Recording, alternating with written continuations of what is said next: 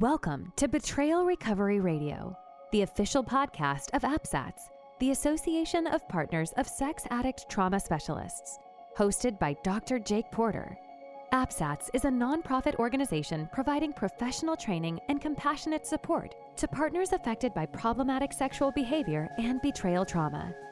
In each episode, Dr. Jake guides a conversation of enlightening insights and practical tools to empower those affected by sex addiction and betrayal trauma to use their voices and live their values. The mission of Betrayal Recovery Radio is to offer hope to those in need of healing and growth to those moving through grief. And now, here's your host, Dr. Jake Porter. Welcome to Betrayal Recovery Radio. I am Dr. Jake Porter, and I'm really excited to get to share with you the second half of my conversation with A.P.S.A.T.S coach, Pam Blizzard, as we continue talking about cognitive distortions. Such a powerful topic, such an incredible concept to begin to understand and look for, identify in our own lives. This is really a human problem, one that just gets exacerbated when we've experienced trauma.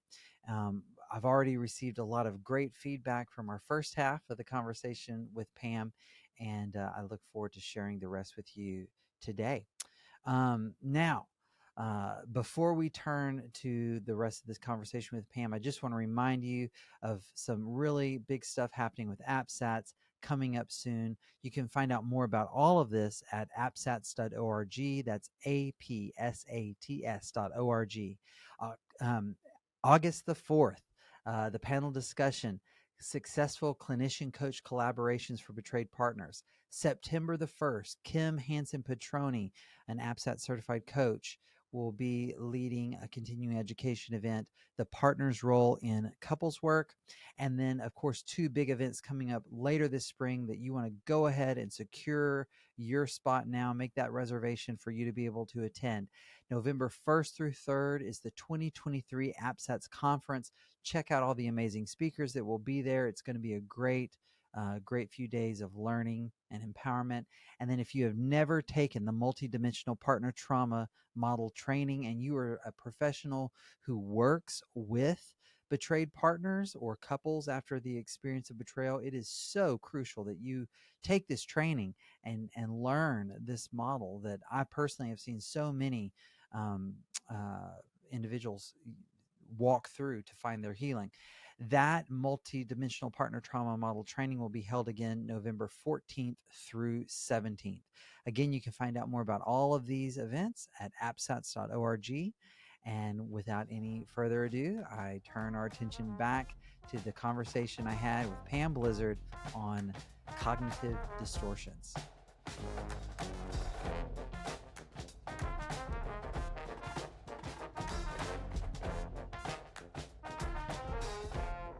He gets to make choices, and he has made choices along the way. And those aren't, I'm not driving his choices. I'm not responsible for his choices. So powerful. Right. Yeah. You shared before we started recording that you have a really powerful example of these. Could you share that? This was something that was huge, a huge cognitive distortion that kept me stuck for a long, long time. I would even venture to say years before we got into real recovery. And this is something I did for myself. Anytime I would start to feel like maybe I was making some progress, a little bit lighter, a little bit more hopeful, part of me would go, no, I cannot get better from this. If I get better, or if I show my husband that I'm recovering and I'm getting better, then for some reason, somehow, my husband will think, well, that's not been that bad. And she'll get over it. If it happens again, she'll just get over it again. And that was a huge cognitive distortion that was holding me back. It was actually hurting me, because anytime I felt like I was making progress, I would push myself back into, no, I have to always be hurt and dour and hopeless, just to show the magnitude of the injustice of what happened. I can never, there was some sort of I thought I was making a jump, that if I got better. I was saying everything was okay. Yeah. Not. Right. Is that so in your list, would you put that under the category of discounting the positive? Is that what that is? Absolutely. Yeah. And Yeah. black and white thinking, fortune Yeah. telling, I'm telling the future, I'm mind reading. If I do this, my husband will We'll thank. do that. Oh, yeah. So it's a lot of them. It's a lot Wow. of them. And when Yeah. I share that one with people, Ooh, a lot of people go, oh, wow, that's me. yeah. So that seems to be a fairly common one. For sure. Yeah, I've definitely encountered and worked with partners who are struggling with that as well. And yeah, it's like they feel this need to constantly remind him of their of the pain of what they did. Like if they don't keep that front and center, he's going to forget and he's going to do it again. Right. Um, But two things can be true at the same time. thank you. You can recover and get better and be happy and experience joy and still hold your partner accountable and responsible for making amends for the past Mm, and continuing to be a safe person, mm, and honor that. You talk about shared grief and the shared story, and grief is also honoring the things that we loved, right? And so you can still honor those things and oh, and still hold your yeah. partner accountable. And we should. My husband and I are 6 years into this. We can still talk today about everything that happened years ago, without shame and without negativity or anger. We can talk about it. Wow. Yeah, that is so good. That you know, this has come up several times in our conversation. The presence of that all or nothing thinking, which I think you identify as overgeneralization in your document that you put together, which is so common, right? And we know why the brain does it. You're in threat. You don't have time to deal with nuance and complexity and shades of gray, and right. So it's going to be black, white, all, nothing, good, bad, safe, dangerous. And yet, very few things in this world are so straightforward in black and white. Exactly, Yeah. exactly. And a big part of my own recovery was becoming comfortable with the unknown. How did you do that, And Pam? live in the moment, one day at a time. Mm, wow. Constantly pulling myself back. It was so much work. Mm, Constantly pulling myself back to the current moment and becoming aware of, okay, yeah, my therapist told me that was black and white thinking. I'm in either or thinking again. Is there something in the middle that can be true that I can live with? mm, and wow. and it is a process. It doesn't happen overnight, but uh, just keep doing it. We talked about fake it till you make it, or Yeah. not faking it, but Right. just living in that space, As saying, if. okay, I'm going to live and make my actions as if that's true, because I know that that's the healthiest thing to do. And it becomes more comfortable over time. Mm, thank you. Thank you. Have you seen? I know I'm on a little bit of a rabbit trail on our topic, but I'm curious as you've, gotten if you as you strengthen your capacity for identifying your own cognitive distortions, right? Which translates, I think, into an ability to be more congruent with reality in your own story, be more grounded in reality. As you've done that, starting in the recovery process with your husband and the recovery process around betrayal, how have you seen that like spread out into other areas of your life? Oh, everything in recovery. That's the gift of recovery, is life becomes easier. Yeah. This recovery lifestyle. Um, my husband will come in and tell me about something that happened at work. And we use the phrase, the story I'm telling myself. And he'll say, I just have to get this off my chest. I know this may not be true, but the story I'm telling myself is everybody's out to get me. Yeah. Right. Yeah. Yeah. Right. And Yeah. so just saying that, just getting it out changes it. Mm, And so we've absolutely used it. Oh my gosh, the pandemic or shortages, or layoffs in his industry, mm, things that life, is can be difficult. And so Yeah.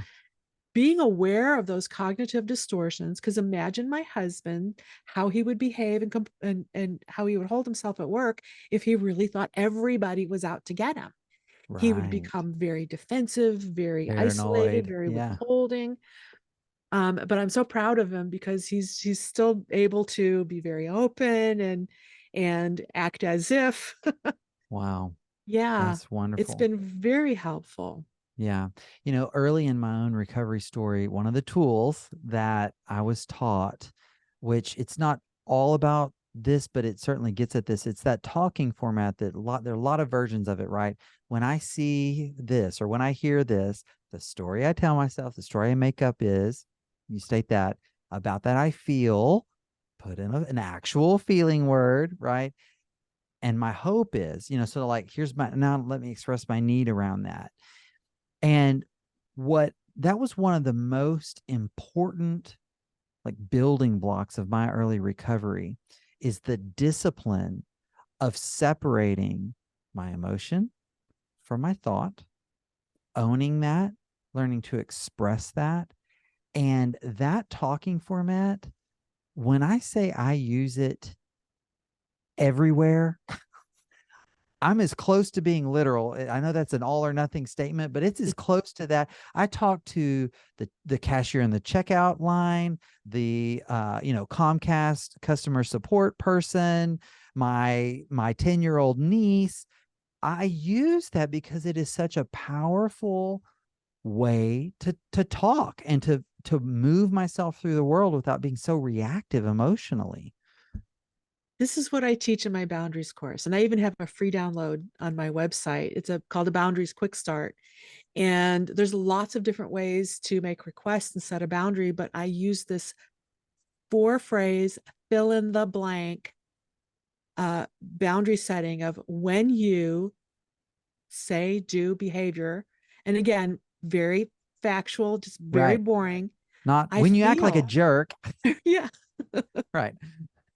I feel these things. I feel, and I statements. I feel sad. I feel worried. Whatever. And if you do this behavior again, I will. And it's the things I will do to go self-soothe, self-care, keep myself safe, create some insulation between you and any future behavior that might continue. And I've got an example in the real world where this helped. And we were I tell this story quite often. We were camping before we lived up here in Tennessee outside of Gatlinburg. And it was one of those parking lot campgrounds where you pull your RV in. We were right next to somebody else, and it was beautiful weather at Thanksgiving. And I'll never understand this. The TVs on the outside of RVs. We Yeah. had our windows open, and the guy next to us, he was there camping alone, and he had his TV very loud, and it was coming into our camper. So I always say, old Pam would have walked up and down and shot him dirty looks and have been Mm, very resentful, like, how could you? And, how do you not know? But new Pam, yeah.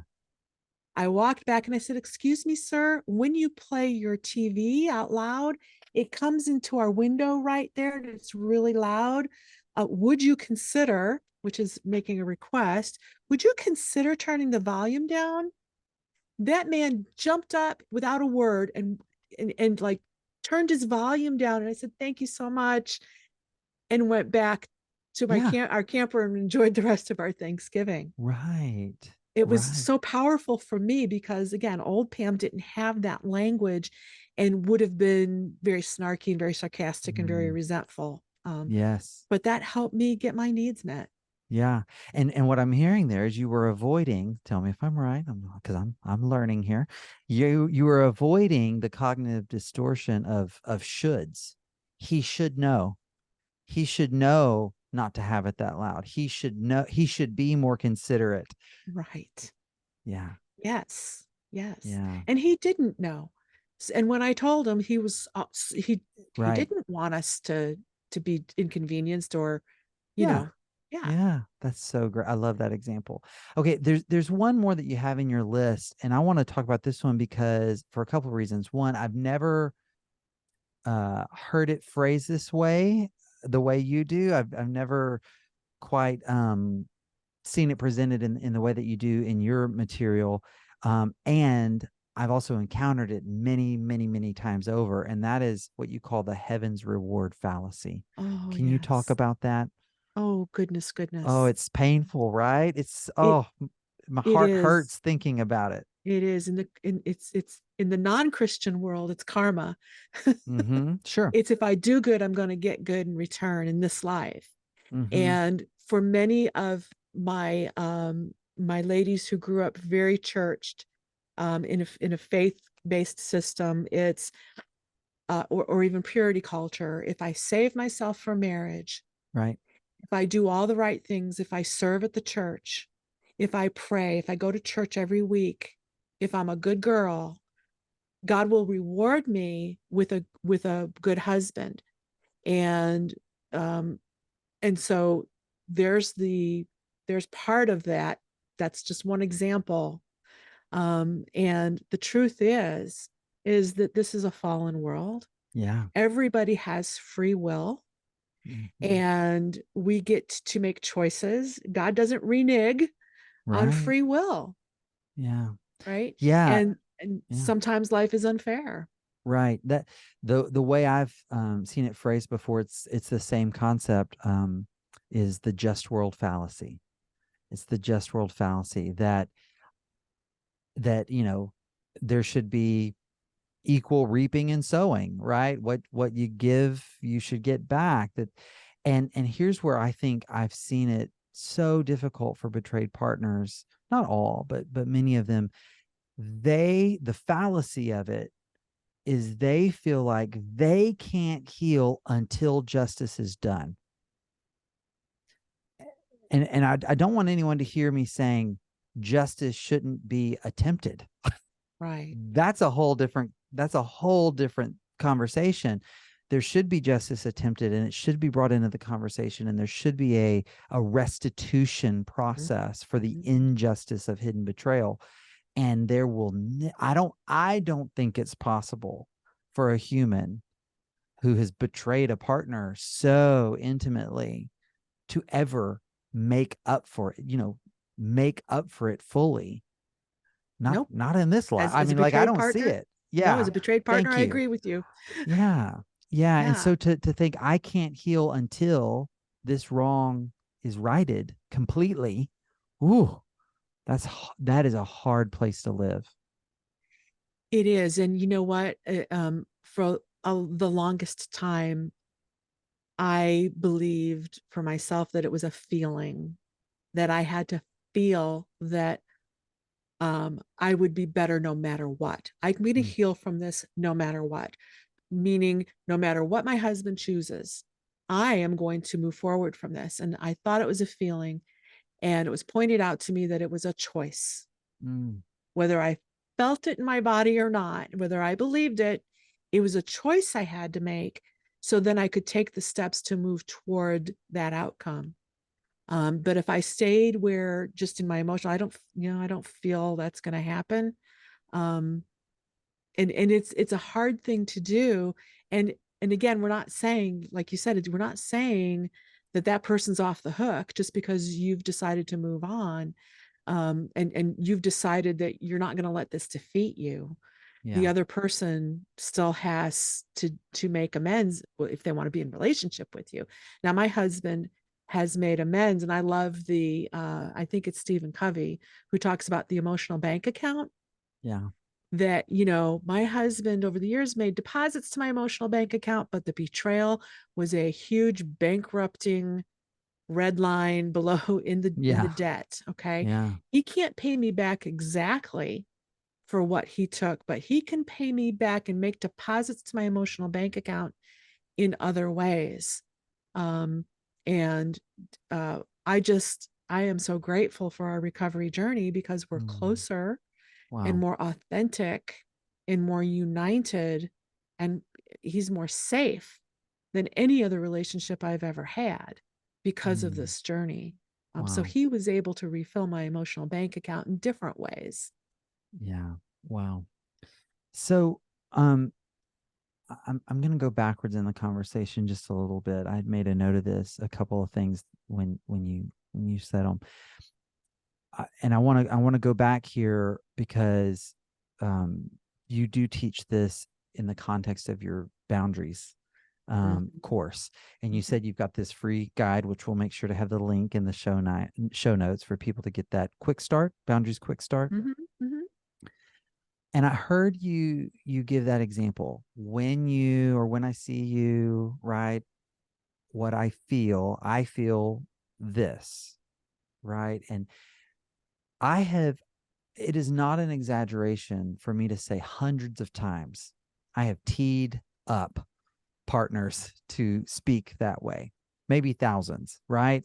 To rather than share the story that comes out as an accusation or a cognitive distortion or whatever, share that emotion. And what I know to be true for so many of them is it feels so scary, so much more vulnerable to just say, when you do X, I feel afraid. That is saying that is so scary. Thank you for nodding because I'm kind of looking for, is that right? Am I on the Yes, right track here? it's raw. It's getting out of denial that for Mm. myself, for me getting out of denial that, hey, this hurts. And I love Donna Dixon because she taught me that sometimes it's more important for me to hear myself say something Ooh, than it is to land with the person I'm saying it to. I wow. need to validate myself that, hey, this is scary, or I'm angry. I have a right to Mm-hmm. be scared, to be angry, to be sad. And that's emotional intimacy. That's right. That's a gift that you're giving your betraying partner, Yeah. a gift of emotional intimacy. It's not always safe, depending on that person's recovery, where they Correct. are, Yeah. to say that. But it's the kind thing to do, to Mm, tell the betraying partner, here's the impact of your behavior. yeah. Right. And this is the raw, real emotion I'm feeling, the fear, the pain, the threat, the shame, whatever it is. And what that just is a reminder for me is that these cognitive distortions. So I guess listeners, if you're like, oh, I do that, oh, I do that, oh, I do that one. I guess what I want you to hear is, I know, Pam knows, we know that this is because we're afraid. These cognitive distortions are things that we automatically do to protect ourselves from vulnerability, from future hurt. And yet, they are defenses that ultimately, if we don't learn to lay them down, set them aside, we we limit ourselves. Would you agree with that, Pam? Oh, absolutely, because then we gaslight ourselves, Oh, oh, right? That I felt that one. yeah, well, we Yeah, do. Oh, I yeah. shouldn't. We betrayed partners too. I shouldn't be so upset. I Mm, shouldn't be feeling this so deeply. mm, What's wrong with me? Why am I not just getting over this? Everybody else, the world, my partner, the world, some uninformed therapists or mm-hmm. helpers are telling us or giving us the idea that we should be responding differently, either emotionally or thoughts or actions. Right. And even gaslighting, we could gaslight ourselves about the other person too, with the mind reading or the personalization. Like your example of personalization, or the mind reading, sorry, he thinks I'm stupid, right? Yes. Yeah. Oh wow, that's a new thought for me, that recognizing cognitive distortions are a way to protect ourselves from gaslighting ourselves. That's good right there. That'll preach, Yeah. Pam. Yeah. That'll preach. That's true. Wow. That's why they're so powerful, Yes. to be able to start to, and it's a process, doesn't happen overnight, Right. but to start to recognize them. And Yeah. that helps you be more authentically in your emotions, which is your authentic reality. And it helps put the focus back on you, where your power Yes. is. Yes. Cognitive distortions are almost always about other people, and there's no power there. I have no empowerment to make changes to other people. All I Mm, can do is make requests based in my own needs. And it's always more empowering to put the focus back on me. Wow. That is so well said. Thank you. So, this is a part of your boundaries course. Can you speak a little more about that course in general? What it is, what's the format?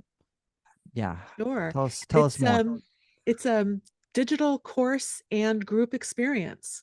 Oh, okay. I have some digital content of videos and worksheets that basically I devised 5 steps. And I was advised before I created this course to go out and talk to women and interview them about what they needed to learn. And part of me was like, I don't need to do that. I know I'm a betrayed spouse, but it was so enlightening. And I'm really glad Wow. I Wow. took the time, because I said, what's the first thing I should teach? And I thought it was boundaries 101, who, what, when, where, and why. And they consistently said, help me get myself back. Remind me what I'm protecting with boundaries, that I have a Ooh, right. that's good. Help me get refocused back on me. And I'm Yes. like, yes. And so I created a module that helps you put the focus back on you with values work.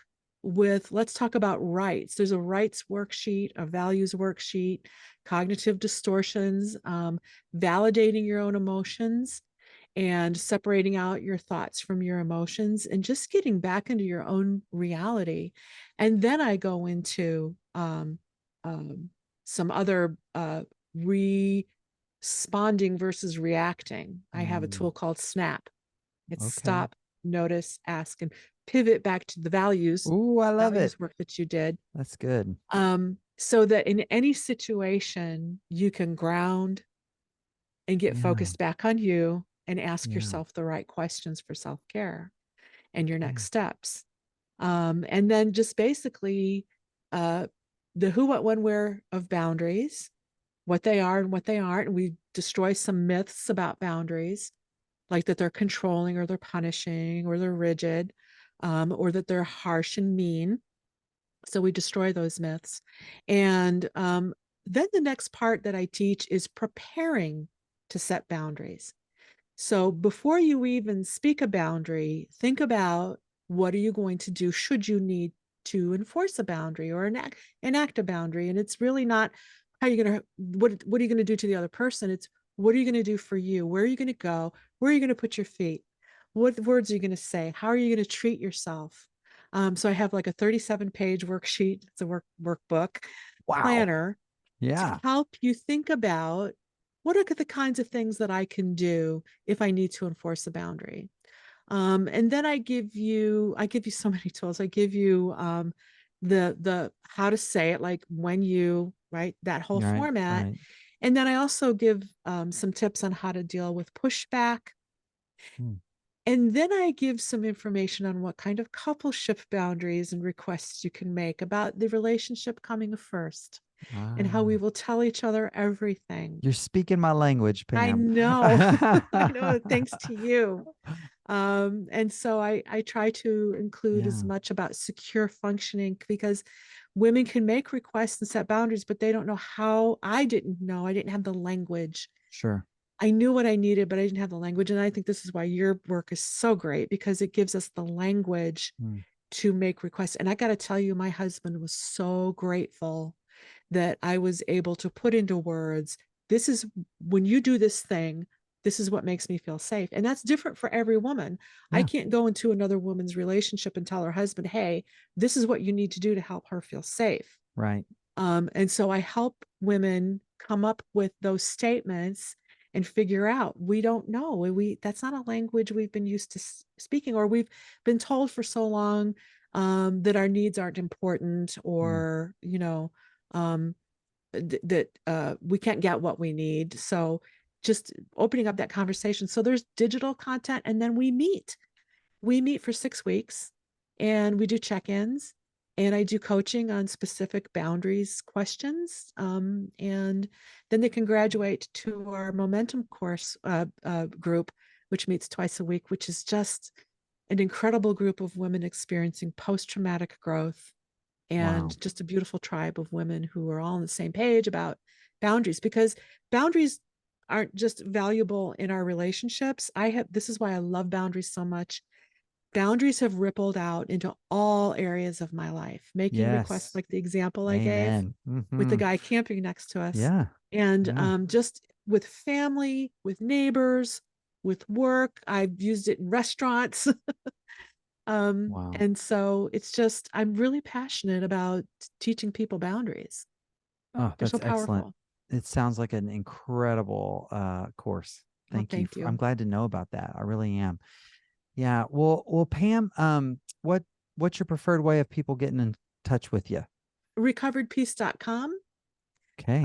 There's multiple ways to find me there through my contact list. I'm Yeah. also on Facebook. I'm on Instagram. You can find me. Recovered Peace. Yes. And we'll have all those links down in the show notes. Pam, thank you so much for taking the time to come and be on Betrayal Recovery Radio. You're an important part of the APSATS community. And again, I want you to hear me say, I value you. You're an important voice. Oh my gosh, that means so much to me. Thank you so much, Jake. Thank you for inviting me on and allowing me to talk and talk and talk about one of my favorite subjects of recovery. Yeah, it's been great. All right, we'll have you back again, okay? Okay, great. Thank you. Very good. Thank you so much for tuning in to this episode of Betrayal Recovery Radio, hosted by Dr. Jake Porter. If you value the content we've shared today, please feel free to rate, subscribe, and leave a review. This helps others find the show, and we greatly appreciate it. For more resources, visit APSATS.org. That's APSATS.org.